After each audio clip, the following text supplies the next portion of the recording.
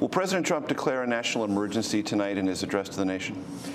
When the president addresses the nation tonight, he'll be laying out the facts to the American people of what is a genuine humanitarian and security crisis at our southern border.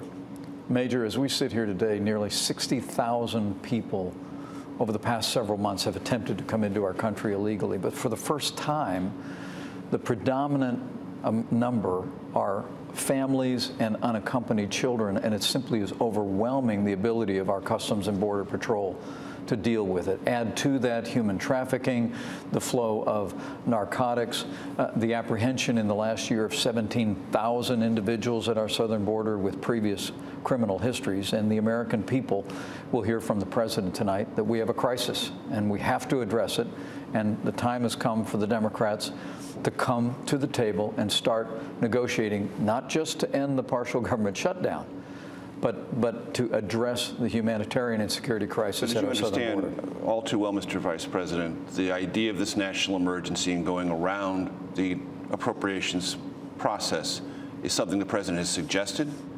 The country is waiting to find out. Has he made a determination? Is he going to use tonight's bully pulpit to say that? Well, the president was asked if it was something he was considering, and he said it's something that we're looking at. That was a few days ago. But the fact is, the legal review done here at the White House? The Congress should do its job and come to the table. We spent the entire weekend in this room with senior aides for the Republican and Democrat leadership on Capitol Hill. We listened carefully to what their priorities were.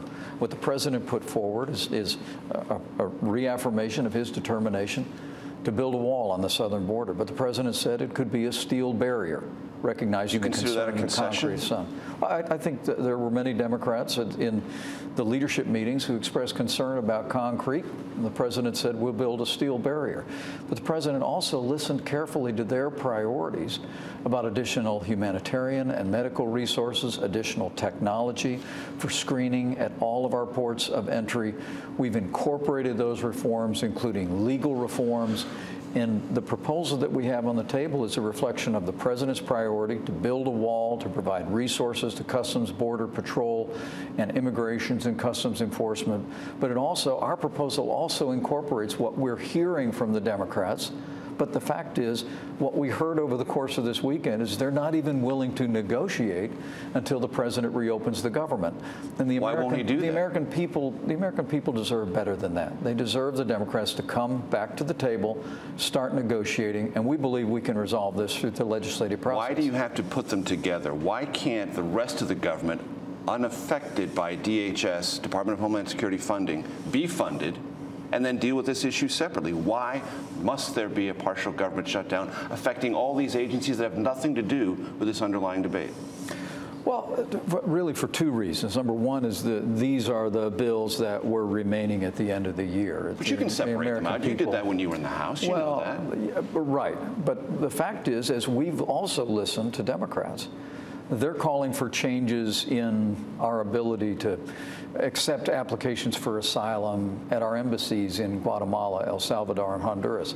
That would require a change in the State Department's appropriations bill. So what the president is saying is, let's resolve this issue with the crisis on the southern border. If there are other changes in other bills, let's make those changes. But the truth is, Major, you've been around Washington for a while.